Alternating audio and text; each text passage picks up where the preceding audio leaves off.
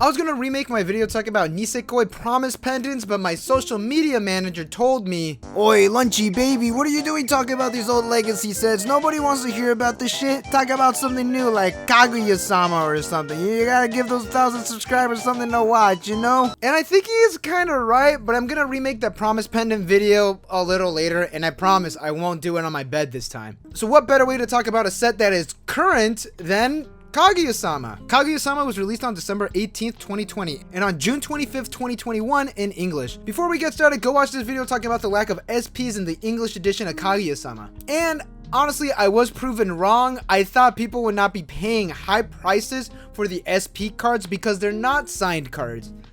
I'll admit when I'm wrong. But also go watch this video where I talked about the misprints in the Kaguya-Sama trial decks.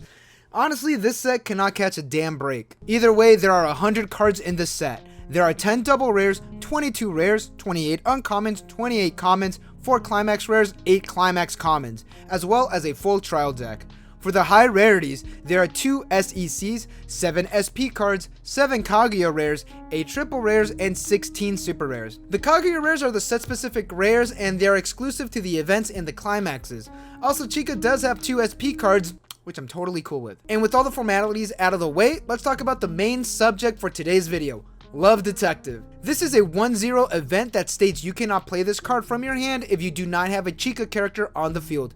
Top check 4, add a character, ditch the rest. Then you bounce a cost 0 or lower character on your opponent's side of the field back to their hand. Nice, there's actually no real downside to this. You get some mills, which is very important in Weiss Schwarz. You break even in hand size because whatever you get is replacing this card from your hand, and you get rid of a character on the field. Not permanently, but at least for your turn. Especially a potential character that can cause some issues like a bomb or a character that just gets really big and you have no way around it. Even one of those cards that bounces back into your opponent's hands when it's attacked. Now there are 2 types of decks that can run this type of card in it.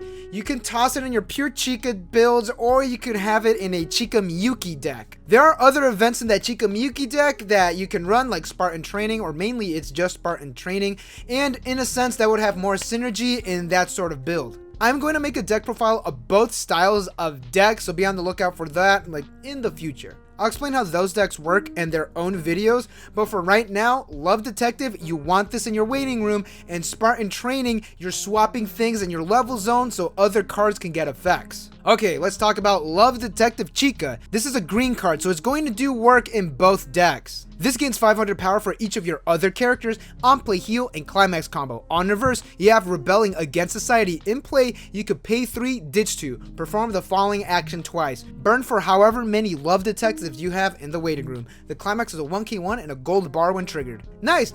Couple issues here. Love Detective needs to be in your waiting room, and this deck is amazing in mill power. So you're going to be cycling through your deck fairly quickly. So around your level 3, you're either going to be on your second deck or your third deck. Again, this deck mills like no one's business. Also, it is pretty stock heavy, but everything surrounding Chika is pretty free, so you're not really going to be worrying about that. The main thing is that you need to try and work a bit harder to get this event into the waiting room. If you have it in your hand, just play it, you plus a bit, you get some mills, and now you're guaranteed at least 1 in there. Now you are burning the amount you have twice. So if you have 1, you burn 1 twice. And remember, precise damage generally wins games. Another thing to note is that attack order is going to matter, especially if your opponent's deck is fairly compressed. That's a joke. I'm kidding. There's no such thing as compression. Yeah, none of that matters. You just hit them and you burn them to death. So we have our event. We have our main player. Now we need some cards that could benefit or aid you during this process. A main way to get this card into your hand is by hard drawing during your turn and then drawing 2 during your clock phase. And with that, thank you all for watching. Don't forget to like and subscribe for more Weiss Schwarz news and content. What? Huh? Keep going? Okay, sorry, I'm really new to this YouTube stuff. But seriously, let's turbo this event into your hand. We're gonna start off slow and then pick it up. Hello, Way of the Sword has an irrelevant first effect for this list, but the second one is the effect we're interested in. Pay 1, rest. Top check your deck and add it if it's a character or an event. So you're almost gonna be hitting this effect every time, but this kinda doesn't warrant running it because it's literally just that. It's still pretty damn good. Once per turn, you +1, and because a lot of Chika's effects are free, like I mentioned before, you're going to be safe when it comes to the stock, but you kind of want to save as much stock as possible as a just in case. You want to try field, then you got to be paying 3. But in a sense, I do kind of think that the good kind of outweighs the bad here.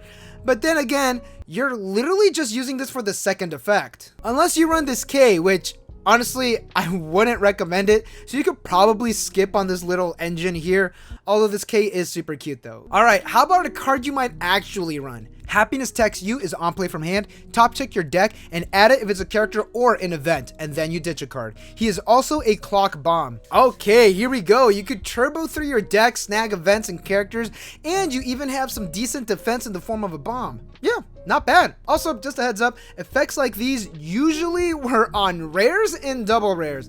This is a common. For people that say power creep isn't real, explain this.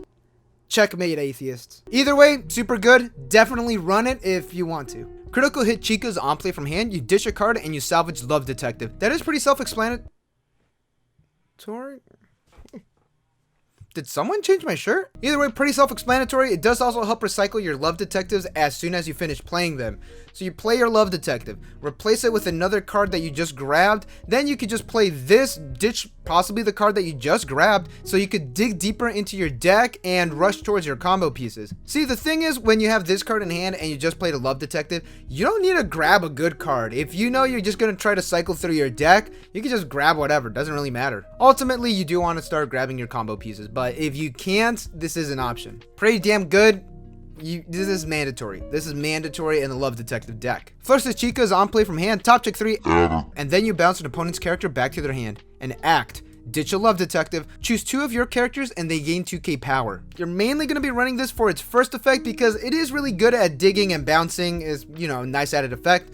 But it is nice that you could effectively ditch Love Detective without activating its effect. Because if you are close to a deck refresh, you do not want to use Love Detective. Again, you want it in the waiting room, and this is a nice alternative to getting that in the waiting room. Oh, there's also this trial deck card that is on play heal, and on attack you can pay 1, ditch a card, and all of your characters gain 500 in a soul. You could use this to ditch the Love Detective as well, but you're gonna be overswinging. Just run the other one. So now let's pretend that all of this was filmed on the same day and not bring it up. Here is your support card at your level 3. Psychological Test Chika. She gives 2k forward on play from hand, ditch a card, and you search an event. And once per turn, when you play an event, you give a character 1k5 power. Power, power, power! You know what you're grabbing, you know what you're playing, and you know what card you're gonna be giving that boost to. So with this, you get Love Detective out of your deck. You get Love Detective in your waiting room. Now your 3/2 Chika is now live. Also, pro tip, fill your board up as much as possible because you want a target for the 1k5. Give it to this. It needs a reverse. Either way, pretty good. Guarantees you are reversing some things because your Chika is gonna be huge. And if you need Love Detective, now you have it. Honestly, great card, amazing card, pretty much an essential card. Probably should have put this in front of all the other cards, but here we are. Okay, we got the turbo cards out of the way. Now let's talk about some cards that gain boosts when you play events.